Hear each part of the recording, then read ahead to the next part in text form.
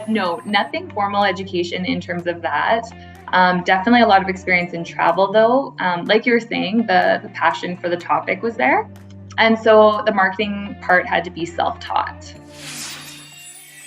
Hi, podcast listeners. Welcome to Mind Your Own Business. I hope you enjoy the honest business advice and personal stories of mistakes and magic. I'm Sue Stiles, your host and business expert, and I am here to share hope and practical and proven tactics to build your business. Hey, all the steps to success and twice the grit. Visit me for business resources, advice, and offers at SueStiles.com. And now back to the show. Hello, I'm Sue Stiles, and I'm hosting this podcast, the Mind Your Own Business podcast, where we're here to talk about your business when the business is you. And today I want to welcome Juliana Loewen with Lowen Lifestyle. We would call her an influencer. She does influence on social media, but really more than that, she's a content creator. On the other side, she's an elementary school teacher. And I have always loved, Juliana, what you have on your Instagram profile. She designed a life she loved. And I hope all our listeners take that and breathe that in for a minute. Juliana, how did you design the life you loved? Where did you come from and what are you doing here? You know, actually, I was just in your old stomping grounds in Salmon Arm, driving through. And so I thought of you because I have some really special childhood memories there. Connected to your family. But I'm here in Kelowna in BC. And yeah, I've always been a BC girl. I love the outdoor lifestyle here. And that's probably spurred a lot of what I do in terms of travel because BC has so many gorgeous outdoor playgrounds. There's something for everybody here. Yeah.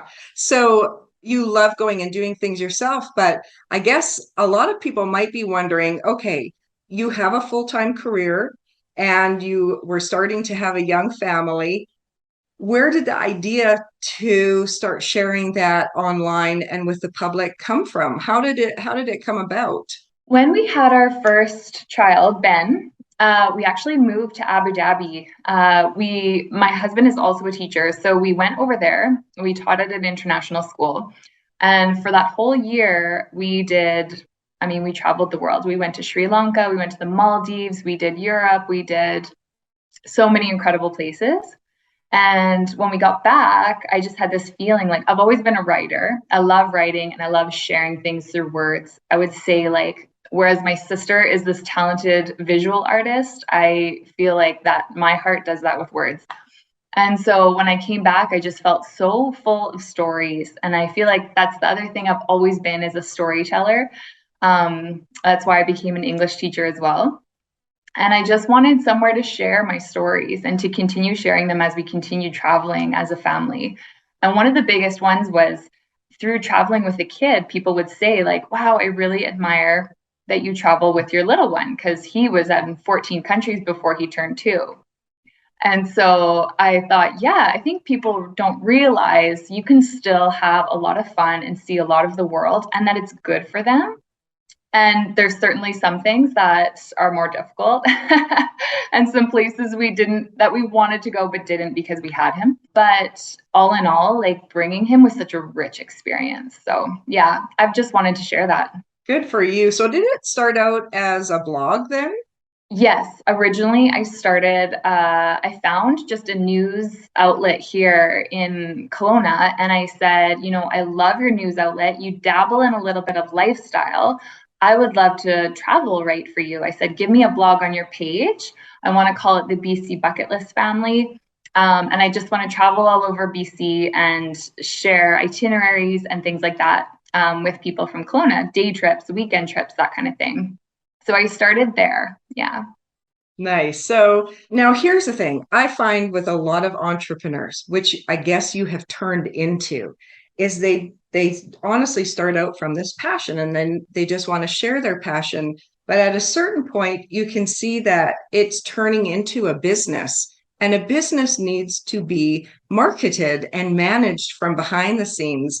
And if there's one thing we're focusing on in this 5th season, yes, it's about all kinds of business, but the marketing of it, had you ever taken marketing? Did you come with some idea of how you could grow this business? Or I don't know, maybe were you even thinking of it growing? Honestly, no. I had no marketing experience. I didn't take that in university. I don't have a business degree. I was an arts major. I took geography of wine courses, which has assisted me now. But no, nothing formal education in terms of that. Definitely a lot of experience in travel, though. Like you were saying, the passion for the topic was there. And so the marketing part had to be self-taught. So, okay, now it's the rubber meets the road, and you have to keep building this momentum. People want to listen to you. I know you have a huge following. Tell me, like right from reality, where entrepreneurs are doing the actual marketing, even when they didn't come from a marketing background. What were you doing, or what did you stumble upon that worked well? What were some of the things that you've kept doing over time? I think the biggest thing for me is networking. So I started networking with people who were starting out like me so we could share just common struggles. Have you tried this? What's worked for you? And we could share that together. And then also just the step up. These people I feel like have made it. And if they're willing to mentor a little bit, which most people are when you reach out, they're happy to share their expertise. Then we would go for coffee, we'd talk about strategy, and they helped me a lot with that. So that's kind of how I got running. And then I've always sort of kept a mood board of my idols. So who is doing what I want to do in a few years, or what I want to work up to? They're my inspiration. And then just kind of keep tabs on like something to aspire to, I guess. Oh, that's such a good idea, like a vision board of some sort. Because Exactly. there's no manager over your shoulder saying, "Oh, Mhm. Juliana, you're supposed to be hitting, these many targets." You have to remind Exactly. yourself of those good ideas, don't you? Yeah. So, are you still writing for the newspaper now? Because I don't know if all Instagrammers and influencers are also, a journalist for a publication.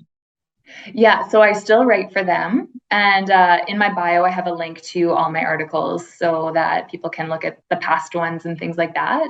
And then usually a lot of my Instagram content comes from those trips. Oh, nice. Yeah. You talk about networking, and I think like this is a word that's not new to anybody, but maybe the connotation has changed over time.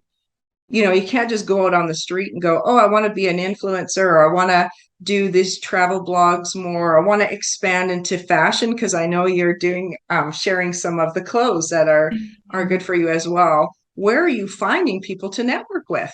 We have an organization in Kelowna called Wine, Women, and Wellbeing, and that's where I've met a lot of people. I know they have it in Calgary, Edmonton, Vancouver, mostly big cities. Ours is the Okanagan, so everywhere from Vernon to Penticton are events that women can come to.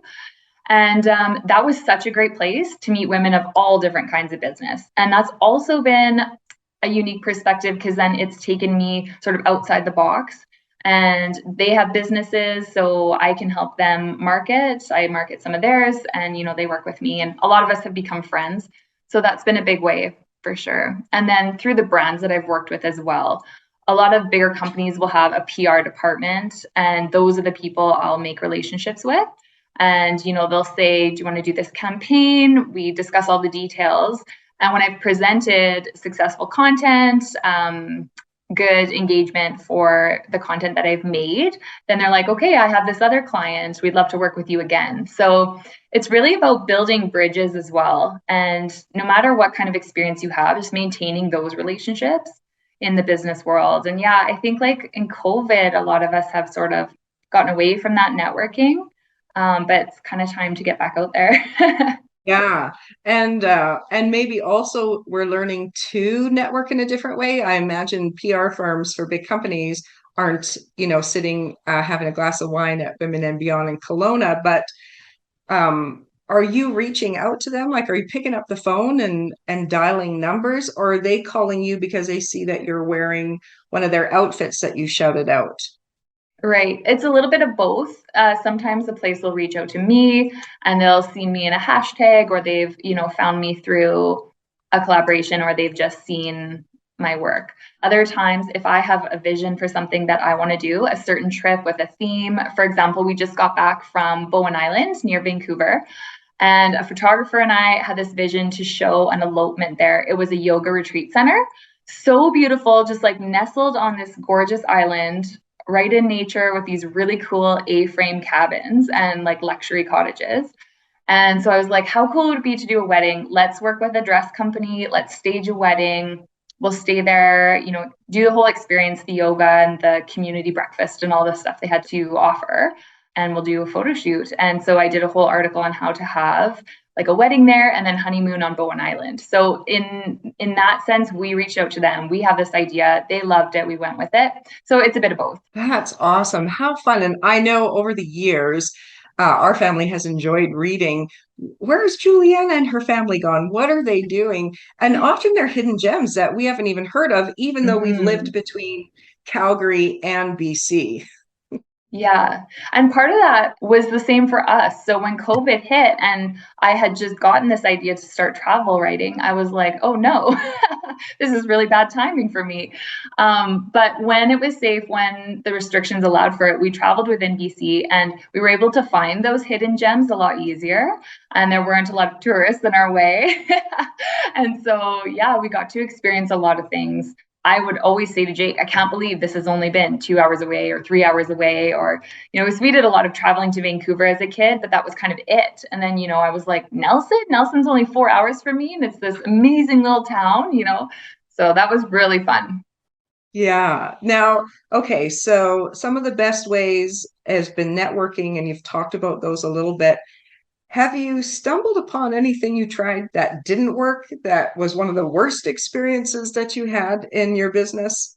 I just think you have to be very authentic in what I'm doing. I think as soon as you do something that you don't agree with, or I don't know, I think you can sell out and then you lose the trust of your audience, right? And so I've tried to be very careful about that. For example, a big way to make money as an influencer is working with skincare companies. They seem to have deep pockets, but I don't use a million products. So I turn those contracts down because I use a couple things that I know and love, and that's it. And so I just don't want to be like have a new face cream on my feed every week, and confuse my followers. I want people to know if Juliana is recommending it, like she loves it, she uses it, it's good. And I think that's really valuable. And that's sort of the point. That's why influencer marketing took off, right? Because people were like, oh, this is someone who I've gotten to know through social media. I see her family, I trust her, and now she's recommending this product. That's the point of it. And so staying true to that is really important. Yeah, that's a big consideration, I guess, when there's money tied to it. And it must come back down to the values of why you're doing it. So Yeah, if you're, as long as you're not starving and you have another job to fall back on, and this is something that's true and authentic to you, I guess your followers get to know that then. totally. Yeah. And so how many children do you have now? Two? I have 3 boys. Okay, right. Just had another one. So what are their ages? 7, 3, and 1. They're all summer birthdays. So they all just turned 7, 3, and 1. Yeah. Oh my goodness. So tell me, when you're traveling or doing fashion, it looks like really fun on your feeds. And when you're posting something, how do you separate or balance the work part of it and having fun and having it be, enjoyable for your family? That is definitely an important balance. Otherwise, you feel like you're working the whole time, and the trip can be a waste because it needs to be enjoyable as well. But it is my job to point out all the highlights and that kind of thing. Kids have a really amazing knack for getting sick during trips. Oh, I just no. like can't believe how many times we've had to deal with things like that. But usually I'll chunk the work. So when we get to a place, Jake knows he takes the kids for a walk so I can do the room tours and kind of show the highlights before before it looks like a bomb went off in the hotel room. Right. Oh, see, we don't even think of things like that. I had a women's retreat at Sparkling Hill Resort in Vernon, which is gorgeous, but for the normal person who's not, an influencer, I walk into the room and it's fantastic. And then I think, oh my gosh, I should take a video. But it is work, like stopping or not throwing all your stuff on the bed and Yeah. thinking about all of those things. When we're just watching the feed and we're not doing it, I don't think people realize how much work and planning maybe goes into that. Oh, especially with kids. Yeah. Now, in marketing, like when you're marketing a business, there's always something called marketing collateral, your flyers, your website, your business cards, the things that you give out. In your business, what have you found a use for when it comes to marketing collateral, or a need for, if anything? I don't know. Is it all online, or what do you have that is for your marketing collateral? The biggest thing for online is video content. So on Instagram, it's Reels. YouTube just came out with Shorts, so that's a big thing. And it's very important in social media to jump on these things right away. So not waiting like a month to be like, oh yeah, okay, Shorts are here to stay. And now people have already, because the market is saturated. So if you want to get ahead of it, you need to pump those videos out. And TikTok has their own things. They'll all of a sudden want 5-second videos, or they want 15-second videos, and those are the ones getting pushed forward. So video content, and then what is required of the video content is always changing as well, like duration and trending audio and all that kind of stuff. Right now on Instagram, there's the trend for a reel where it's like a collage. So you need to learn how to do take the background out of a photo and then put them all together. And that's like a really big trend right now. And how do you keep up on what's current in marketing for your industry? Consuming a lot of social media is part of it, seeing what's like coming up, like, okay, I've seen this 3 times now. This is probably a trend I should jump on, that kind of thing. Because once you miss the trend, you kind of miss it. Yeah, right. Yeah. You have a lot of followers, as I said before. Talk a little bit about the option of buying followers, which I know anyone on social media, you get those spammy things all the time. We can Yeah. increase, we can increase. And I think, sometimes I'll look at someone's feed. Now I know you, but if I don't know somebody, I always have this question like, did they just buy that? Because how do you get 100,000 followers? What's your opinion or experience with trying to buy or boost or advertise or increase a following base? I think it used to be really important how many followers you had. That was like the mark of success. Like, wow, she has, however many, 20,000, 50,000 followers. What businesses are looking for now is actually your engagement level. So how many of however many followers you have are actually interacting with you? Like, do you have an active community of people who are following you and commenting, liking, saving, sharing, all that kind of stuff? So your engagement rate is actually much more important than your following. And you'll see influencers out there that have 2,000, 3,000 followers, like very small, getting huge contracts because their engagement rate is high. So it doesn't help you to buy followers at all. It doesn't help at all because they're not interacting. They're not buying things through your links. They're not spending time in your content, reading captions. Like that's all so important for the algorithm. So buying followers is a bad idea because it really hurts you in the long run. Well, thank you for speaking to it, because I Yeah. think it's something we don't hear about too often. And, when you're bombarded behind the scenes with messages of all of this, I have actually looked up a few companies on like a Google review or a spam alert or whatever, and they always come back bad. And there's Mm, always poor reviews with them, but it's out there. So I think yeah. it's good to talk. Do you have anything you use? Like, is it important to use filter presets or anything like that in the technical side of what you do? Definitely, yeah. There's a lot of psychology behind what will make somebody choose to follow you. And that decision is something like they decide in a second and a half. It's really short. And so, yeah, there are things. Number one is people like faces. And that goes back to that fact that humans are wired for connection. And so if there's a lot of faces, that's a huge thing. Second most thing that people want to click on is pets, obviously. We all love cute animals. And then the third one is landscapes. So that's huge. Having a color scheme is, I mean, not everyone does it. It's not necessary, but some kind of cohesion I feel like is really important. So presets can be nice. I find I've always struggled a little bit with this because some of my content is in my home, which is cool colors and, it's outfits, and I have white walls in my house and everything's kind of modern. And then when we travel, you can't really control, golden hour or a dark hotel room or all these things. And so sometimes I have a little bit of disconnect with this, but I try to keep Ah, it as consistent as possible. yes. So there's a lot of things out of control in your world and in your line of work as well. You were telling me, can you share? You had a story when you were going to do a travel blog and a thing on a resort, and the weather turned. Oh, yes. Yeah. Yeah. So this was actually this was my very first travel collaboration I ever did. And so I was so excited. I felt like a rock star, and we drove about 2.5 hours to this location, and the roads were horrible, like snowy Canadian roads, and they hadn't plowed, and it was potholes for an hour. It was awful. But when we got to the place, which was so stunning, it was actually these cabins, like luxury cabins in the woods. And a blizzard had come through that night, which was why the roads were so bad. But the power was out. A tree, like lots of trees had fallen, and some had knocked out the power lines.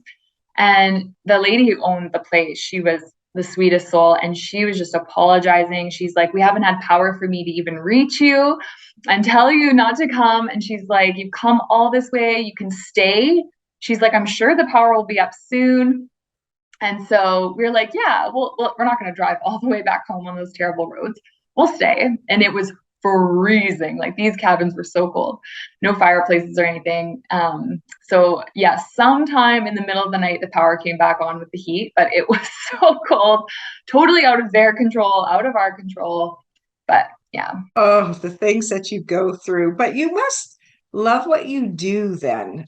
Do you have a way of feeling, or do you practice meditation? I don't know when you'd even have time, but do you have a way to feel what's the right thing for you to do, what's coming up next, or as your business is evolving for you?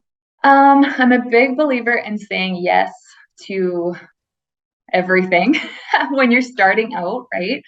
And then as you kind of gain your footing, you learn what you can say no to. And so, yeah, in the beginning, it's just like you say yes to every opportunity and see where it leads you. Like you have no idea. And for the most part, I'm still a little bit like that, where I just love to see where is this connection going to lead and where's that trip going to lead to.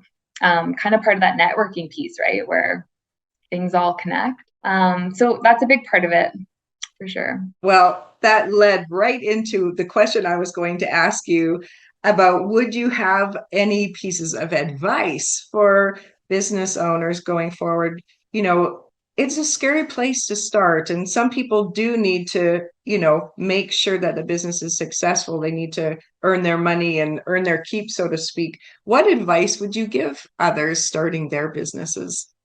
So the networking piece is huge for me, but I've kind of already talked about that. But definitely just network, network, network. Do it in person as much as possible and really like put time and effort into those relationships because I think you get out what you put in, as with anything. And then also, I would say find the people who support you and hang out with those people as you build your business because you'd be so surprised how many people don't want you to succeed. And we don't like to think like that. We like to think everyone's in our corner, but I really found it amazing how many people, like friends, family, you tell them your idea and they're kind of like, "Yeah, you can't do that," or "This isn't going to work out," or they think it's stupid because they don't understand it, and so they sort of belittle it. And even as I've found success, I've been surprised at which friends still kind of hang back or never bring it up, never ask me about it or something like that. And I just have to remove the personal feelings from that and just say, in this regard, these people aren't in my corner, so I'm not going to rely on their approval because I think you can get into that spiral of needing people's approval for what you're doing. And that's hard for me because I'm a bit of a people pleaser, but I've just had to learn like these people are in my corner over here, and so those are the ones I'm going to rely on for their advice and things like that. Yeah, gosh, that's a really good piece of advice and a great reminder, not for only those people just starting out, but for those who are in the business to keep that up. You know what you know when it's inside of you. Well, in wrapping up, do you have an experience or a story that you could share that would maybe be helpful to the listeners out there? Well, I have a funny story. It's a story that kind of talks about how you have to go with the flow in business, I think a lot. And kind of what we were talking about, that traveling with kids can be very difficult. We had this amazing hotel in downtown Vancouver that asked if we would like to come out and do, originally it was supposed to be a romantic getaway. So it's supposed to be just Jake and I, and our theme was how you could like have a whole getaway without leaving the hotel. And Vancouver is a very rainy city, so it was this whole thing that you can just book your hotel, not worry about the weather or if it's going to be nice, but you can just really use the whole hotel, all the amenities, and have this great vacation. So we're like, oh, sweet. And then I don't know if you remember earlier this year, but we had crazy forest fires in BC. And the result of that was some flooding because there was no, vegetation sink for that water. And it took out our main road from here to Vancouver. And actually, all of our routes to Vancouver were cut off. And so we had to postpone that trip. And by the time we could go again, we lost our childcare. And so we had to bring the kids. So that was disappointing. But we're like, okay, family holiday, it's fine. We'll bring them. It won't be as romantic as we thought it would be. But so we go and we get to Vancouver and we hit up Granville Island. This is this outdoor market we love going to. And we thought it's almost closing, but we'll go get our treats that we love there and bring them back to the hotel. So I'm standing in line. I'm all dressed nice, new clothes for the shoot of the week and new boots. And I'm ordering from the menu and I hear my 7-year-old, Asher puked. And I look down and I also at the same time start to feel kind of warm on my leg. And he has projectile vomited all over my outfit, all down my jeans, all through my knee-high boots with like fur. It was just like, you can't even imagine. No. And so I don't even, I can't even move. I'm so mortified at what just happened. And Jake's off somewhere else buying us a bottle of wine. So I text him, I'm like, get back here now. I need your help. So weird. He hadn't shown any signs of being sick, and we COVID tested him after that and he was negative. So just some GI thing he's picked up. We get back to the hotel. It was quite an ordeal. We order room service because we're like, we're not going to take him to a restaurant if he's sick. And so we're feeling pretty good now. We're in this incredible suite, like $2,000 a night kind of place. Beautiful floor to ceiling windows looking over the city. We're eating this food now. We're so happy. And we just have the last few bites of our dinner going or left. And he vomits again in the hotel room all over the carpet. Oh no. All over the rest of our food, all over the carpet. And we're just like, is this real life right now? Is this happening? So anyways, we just were like, we have to laugh about this because it's like we said before, out of our control. We could not have predicted this and things are just going to go wrong. And you just have to flow. So anyways, it was all fine in the end. He was perfectly fine the next day, but yeah, we won't be forgetting that trip anytime soon. Oh no. Yeah, these are the things you can't predict, especially when it comes to children. And yet you continue on. So good for you. Yeah. And if you're not following Juliana, it's Lowen Lifestyle, and go and look at her link in her bios and see these articles that she's done, the places that she's gone. They always just you talk about them so well. I'm not surprised you said you love to write because the writing is just so beautiful. And so tell us, where can people find you officially? Yeah, so on Instagram, it's Lowen Lifestyle. YouTube, it's just Juliana Loewen, my full name. I am still working on my TikTok. It's a work in progress. Hey, for all of us. Good. I'm glad to hear that you're still working on it too. Yeah. Well, thank you for sharing the inside scoop. I've been following you and you're doing a great job. And maybe there's one or two pieces of advice or experience that our listeners can take forward and use in their own business. So thanks for the chat today, Juliana. Yeah, well, thank you so much for having me, Sue. Please follow and review if you enjoy these podcasts, and then visit me at suestyles.com.